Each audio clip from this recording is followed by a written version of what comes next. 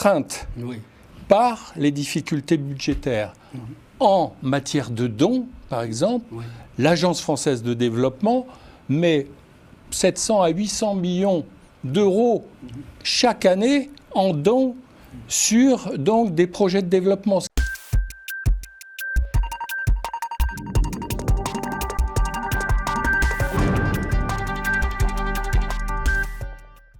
Bonjour, mon invité aujourd'hui est Stéphane Madoll, économiste du développement, un homme qui a écrit plusieurs livres, une quinzaine de livres sur des problématiques liées à ce sujet.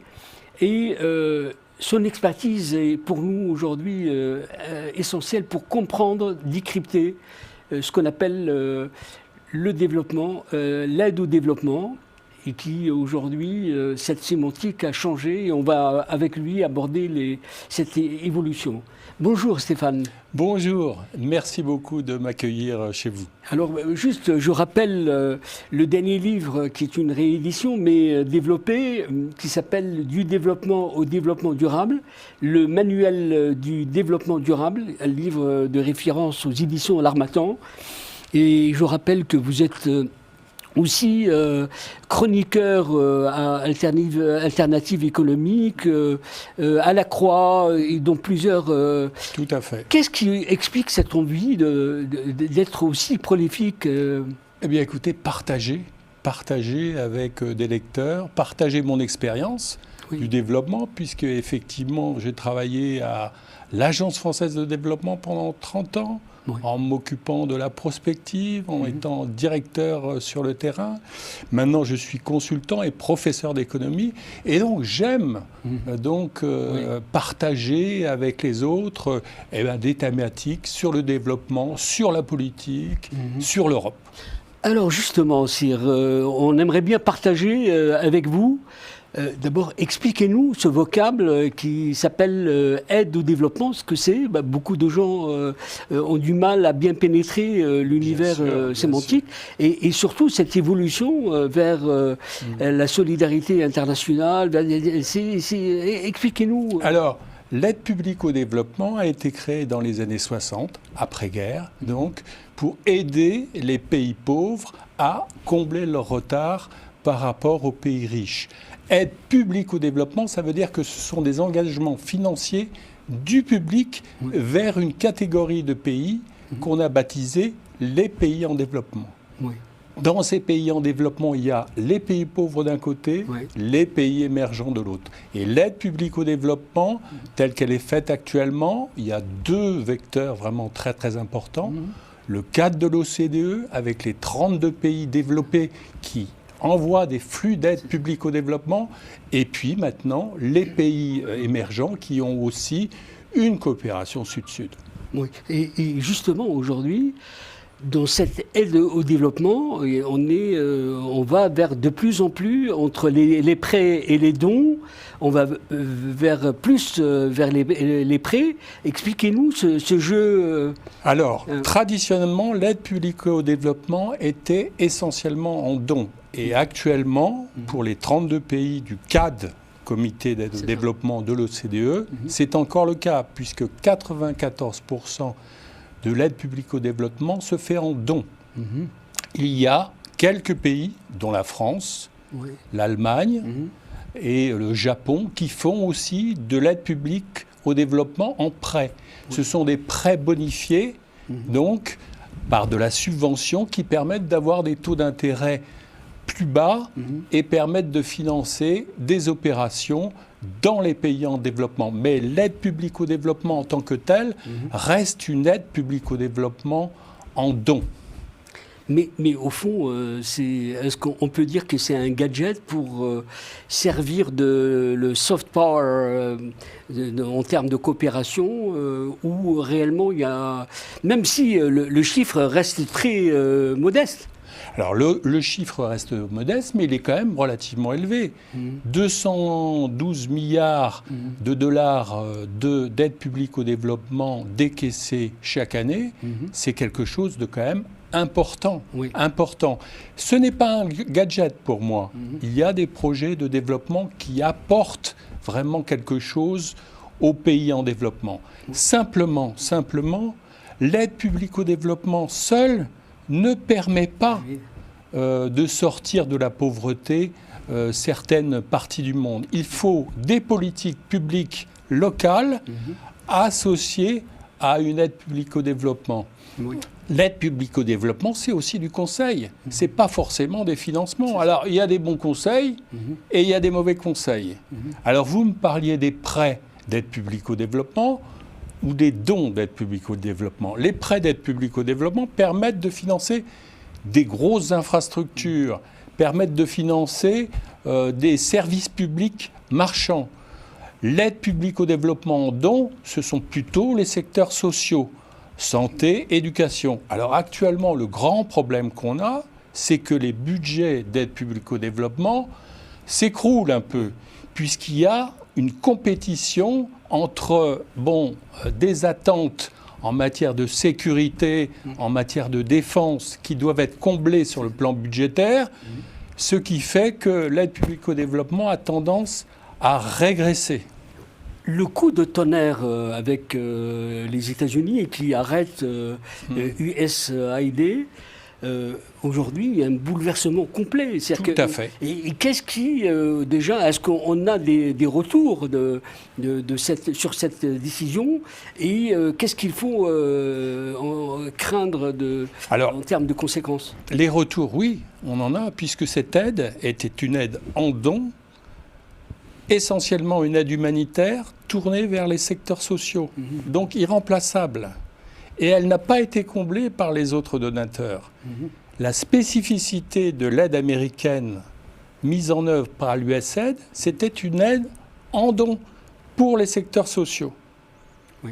Donc, on a partout en Afrique des problèmes de famine, des problèmes de vaccination, des problèmes de santé directement liés à cette absence d'aide due à la coupure dramatique des crédits d'aide publique au développement. Et qui s'aggrave avec les conflits, les guerres qui s'aggrave, oui, puisque les pays européens baissent aussi leur aide publique au développement, puisqu'ils ont d'autres priorités, des priorités qui sont des priorités politiques et des priorités de sécurité. En plus, en France, vient se greffer le problème budgétaire, des équilibres budgétaires. Donc, ce qu'on donne à l'extérieur, c'est le premier budget qui est entamé par des restructurations budgétaires. Avant de balayer d'autres sujets, comme vous avez passé 30 ans à l'Agence française de développement, on peut dire qu'il y a une évolution quand même intéressante sous Rémi Rioux. Tout à fait. Il a l'un des meilleurs connaisseurs. Tout à fait, tout à fait. Alors je dois dire, j'ai travaillé 30 ans à l'Agence française de développement et je trouve que c'est un établissement qui travaille de manière remarquable avec une palette d'instruments d'intervention dans le monde qui vont du don, qui passe par le prêt à condition de marché, le prêt bonifié, la prise de participation, les garanties et maintenant avec Expertise France, le conseil. Donc toute une palette d'intervention. Le problème qu'a actuellement l'Agence française de développement, c'est que ses ressources sont contraintes par les difficultés budgétaires. En matière de dons, par exemple, l'Agence française de développement met 700 à 800 millions d'euros chaque année en dons sur des projets de développement, ce qui est très très peu. Absolument. La plupart de ces financements sont des financements en prêt. Cette contrainte de ressources fait que les pays les moins avancés sont difficilement aidés par l'aide publique au développement telle que l'Agence française de développement peut la mettre en œuvre. Les évolutions possibles, parce qu'on imagine que ça ne va pas rester ainsi, c'est que le monde est véritablement dans une phase de transmutation. Oui. Et on le voit par les crises géopolitiques. C'est que comment voyez-vous l'évolution? Parce que c'est aussi un pouvoir d'influence dans le monde de son système, de sa culture, économique, etc.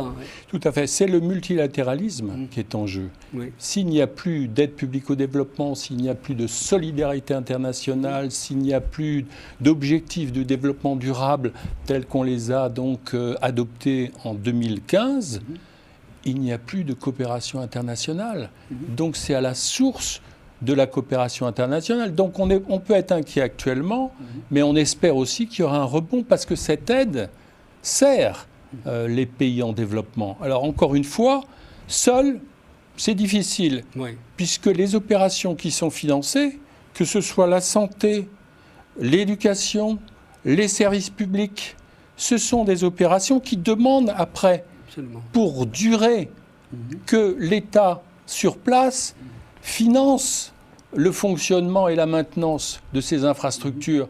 Si l'État n'a pas les moyens de financer, eh bien après, ces projets ne peuvent plus continuer et apporter ce qu'ils ont apporté au moment où ils ont été financés. Il y a 49 pays qui sont dans cette pauvreté, ce qu'on appelle. Oui. Mais j'ai envie de focaliser notre débat sur l'Afrique. Oui. L'Afrique, c'est 54 pays. Oui. Il y a des besoins énormes. Et dans le tout Afrique, est-ce qu'aujourd'hui, on est vraiment capable de répondre aux besoins d'un continent qui nous est lié par plein de liens, mais où les choses se diluent à cause de l'absence de moyens? Tout à fait. Alors, il y a 54 pays, vous l'avez très très bien dit. Dans ces 54 pays, il y a 54 situations particulières. Donc, de grâce, il ne faut pas globaliser. Vous aimez parler des Afriques. Des Afriques, oui. Alors, moi, je dis qu'il y a l'Afrique du Nord avec l'Égypte. C'est le pourtour méditerranéen. Les échanges avec l'Europe sont importants. Et apportent des fruits des deux côtés de la Méditerranée. Ce sont des pays qui sont relativement développés, la Tunisie, l'Algérie, le Maroc, l'Égypte. Ça, c'est une Afrique. Il y a aussi une Afrique des matières premières, stratégiques. Absolument. Le Nigeria, le Congo, République démocratique du Congo, des pays donc, qui ont des matières premières à vendre sur les marchés internationaux, qui sont relativement riches. Oui. Et puis il y a l'Afrique... Mais très pauvre et en l'absence de plein de choses. Les rentes sont parfois mal redistribuées. Voir ce qui se passe au Gabon, en Guinée équatoriale, ou dans des pays qui ont une matière première vraiment très très importante, souvent du pétrole, et qui ne redistribuent pas à leur population. Mais ils ont une aisance financière qui pourrait redistribuer à leur population. C'est un problème de politique. Et alors la troisième Afrique, c'est l'Afrique pauvre. L'Afrique qui n'a pas accès à la mer. L'Afrique enclavée, l'Afrique du Sahel, où on a vu tous ces coups d'État, et au Burkina, au Niger et dans d'autres pays, comme la Guinée. Oui. Et là, cette Afrique-là, je mets à part la Guinée parce qu'en Guinée, il y a des ressources naturelles, cette Afrique-là, il faut les aider en dons et il faut leur permettre une bonne politique économique. Il y a aussi, dans la relation, l'Union européenne, aujourd'hui, a renégocié et a valider un autre projet de partenariat, oui, tout qui à est fait. Vraiment un minima et qui ne répond en aucune manière au défi de ce voisin très important. Tout à fait. Mais il ne faut pas trop non plus dénigrer l'Union européenne. L'Union européenne et les États membres, c'est la première source d'aide publique au développement au monde. Oui, mais il faut regarder dans les détails. Dans les détails, effectivement, on renie. Alors, moi, ce que je voulais dire par rapport à l'Afrique, c'est qu'à une époque, on a fortement libéralisé l'Afrique. Et on a peut-être été trop loin. Parce qu'en libéralisant l'Afrique, on a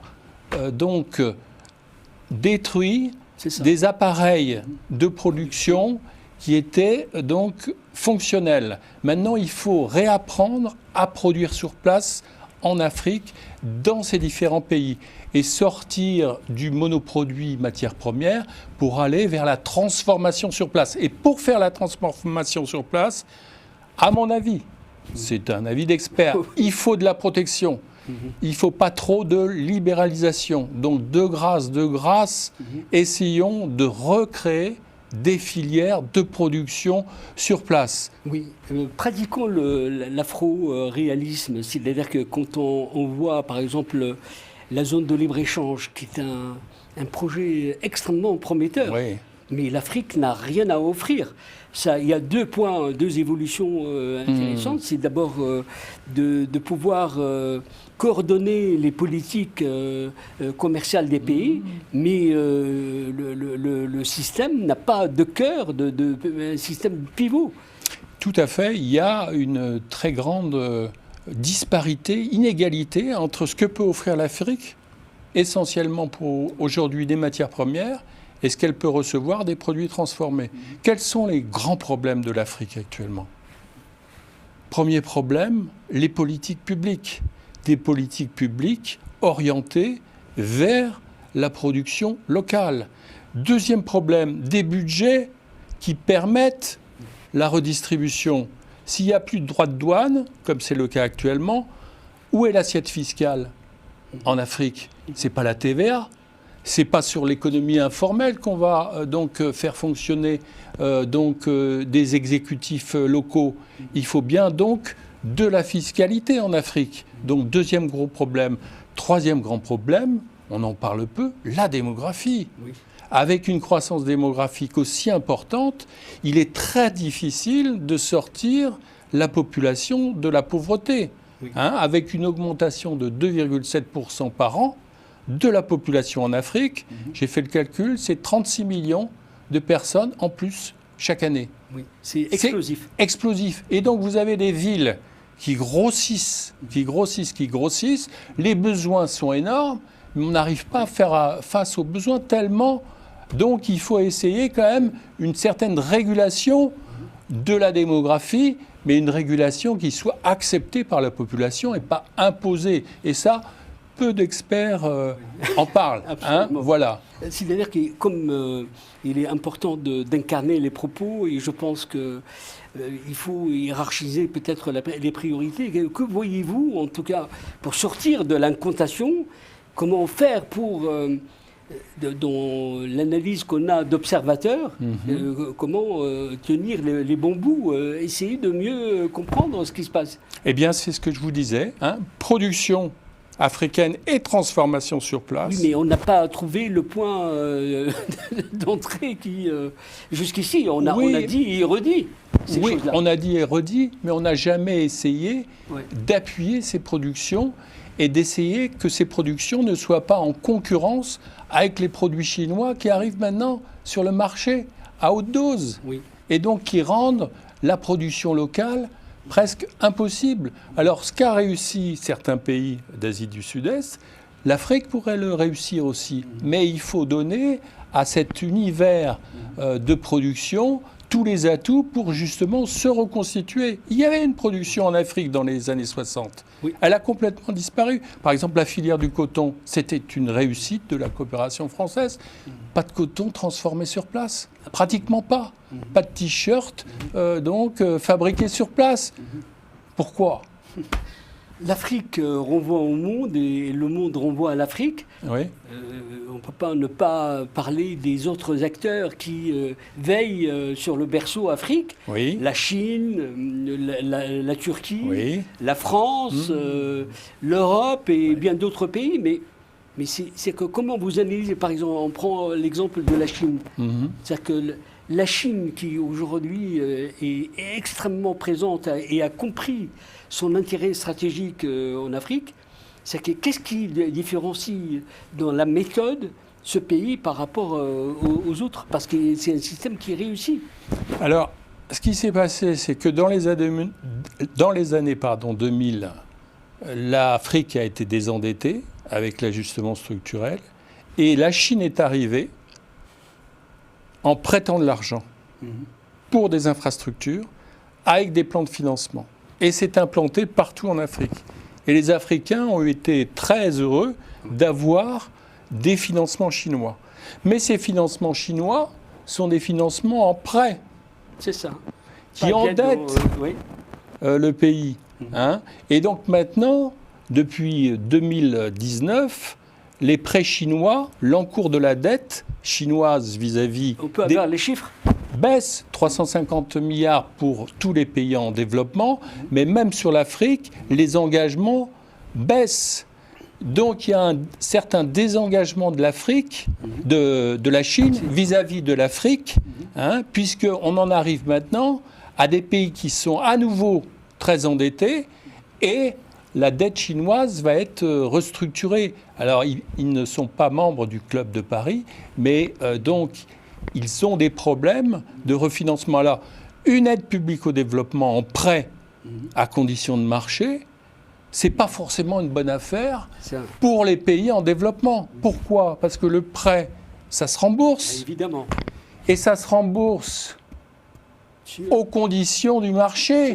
Ça veut dire que tout ce qui est remboursement doit, dans la durée, s'effectuer par le pays en développement.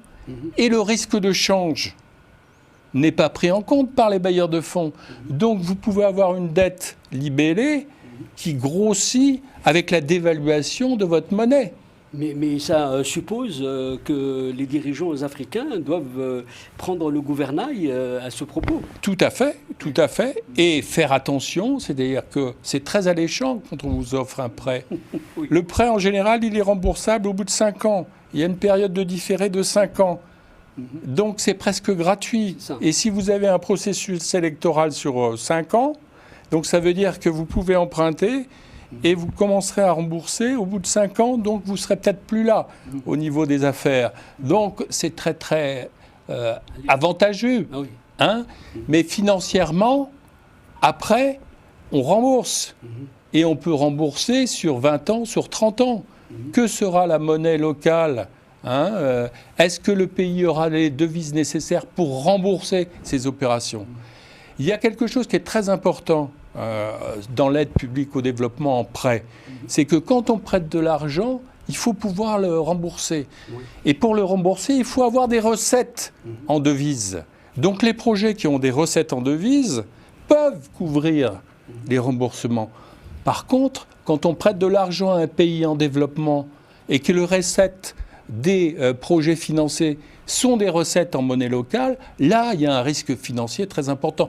Tous les services publics sont dans cette situation. Et Dieu sait si on finance en prêt les services publics, de l'eau, de l'électricité. Ce sont des services publics qui, en France, ne sont jamais à l'équilibre. Pourquoi ils seraient à l'équilibre en Afrique alors que la demande n'est pas solvable ? Donc, on sait très bien que ces services publics ne peuvent fonctionner que s'il y a des subventions. Ça ne veut pas dire qu'ils sont mal gérés, ça veut dire qu'il faut des subventions pour qu'ils durent dans la durée. Hein ? Et ces subventions, eh bien, on peut faire des projets. S'il n'y a pas les subventions derrière, la maintenance nécessaire, le fonctionnement alimenté par le budget de l'État, eh bien, ces services publics sont toujours en crise. Pour revenir, j'ai une question centrale qui est aujourd'hui d'actualité, c'est-à-dire que est-ce que vous croyez à la réforme du système financier international, de l'architecture ? Voilà. Et à quoi on doit penser pour se projeter ? Tout à fait. Alors on en parle beaucoup. Il y a certains qui disent qu'il faut financer les ODD. Financement des ODD. Les objectifs du développement durable. Objectifs du développement durable de 2015 à 2030. Ouais. Et ces objectifs du développement durable, il faut les financer. Alors, il y a la partie solidarité internationale, mais il y a aussi la partie développement durable qui prend de plus en plus d'importance. Et on met tout dans cette architecture de l'aide, avec le concept nouveau d'investissement solidaire et durable. Sauf que on mélange les prêts qui se remboursent avec les dons. On a plus intérêt à faire du prêt à condition de marché que du prêt bonifié. Donc on oriente les flux vers les pays émergents plus que vers les pays pauvres. Alors, mon idée, mon interprétation des choses, c'est qu'il faut bien séparer les choses. La solidarité internationale d'un côté, le développement durable de l'autre. Et en mettant tout ensemble, dans les ODD, on ne s'est pas rendu compte de ça. Actuellement, la solidarité internationale baisse. Les financements pour les pays les moins avancés, je crois que ça ne va pas être plus de 25 milliards sur les 212 milliards d'aides publiques au développement. Donc, les gens, dans l'opinion publique, pensent que l'aide publique au développement, c'est pour les pays pauvres. En fait, elle est ciblée ailleurs. Pourquoi elle est ciblée ailleurs? Parce qu'on n'a plus les ressources en dos. Parce qu'on préfère financer ce qui nous rapporte en termes d'utilité, le développement durable, puisqu'il y a une planète qui est à sauver. Et donc, c'est plus rentable, c'est plus intéressant, il y a un taux de retour plus important sur le développement rural, sur le développement durable, que sur la lutte contre la pauvreté. Dans cette discussion et de cet échange, quelle est la place que vous donnez et le pouvoir de ce pouvoir émergent qui sont les BRICS? C'est une fiction ou une réalité Alors c'est une réalité, puisqu'il y a maintenant le sud global. Oui. Les BRICS, c'est le sud global. Donc il y a une compétition entre les pays développés. Rien n'est structuré aujourd'hui, c'est un visage... C'est un visage, et les financements sont peu importants. Absolument. Peu importants. Comment peut-on surévaluer le pouvoir de ce sud global qui reste invocable au fond? Il reste invocable, mais il est important politiquement. Oui. Et un des problèmes aussi qu'on n'évoque pas souvent de l'aide publique au développement et des baisses des crédits, c'est que le Sud s'est éloigné quand même des pays du Nord sur le plan politique. Absolument. Et donc c'est quand même beaucoup plus difficile actuellement de continuer à donner à certains pays du Sud que ça ne l'était il y a encore 10 ou 15 ans où les échanges et la fraternité était là entre le Sud et le Nord. Et justement, avant peut-être de terminer cet entretien, est-ce que le développement peut coexister avec les crises, les conflits et les guerres? Est-ce qu'aujourd'hui, on a une manière d'appréhender cette histoire? Tout à fait. Alors le développement peut prévenir les crises. Parce que les pays qui se développent... Oui, mais en amont. Voilà, en amont. Par contre, je suis tout à fait d'accord avec vous, faire du développement quand le pays est en crise, c'est très très difficile. On fait de l'urgence, on fait de l'aide humanitaire, mais on n'arrive pas à construire si les conditions de sécurité ne sont pas réunies. Eh bien, Stéphane Madoll, vraiment, je recommande nos lecteurs à se reporter à votre livre du développement au développement durable, le manuel du développement durable aux éditions de Tom, aux éditions L'Harmattan. Moi, j'ai trouvé passionnant, et je vous connais depuis 10 années, donc j'ai mesuré qui vous porte. En tout cas, je vous dis bonne route et bonne chance pour la suite. Merci beaucoup, et merci beaucoup pour votre invitation. Et je salue tous vos téléspectateurs. Merci, avec ces mots très sympathiques. On vous quitte, à très bientôt. Merci.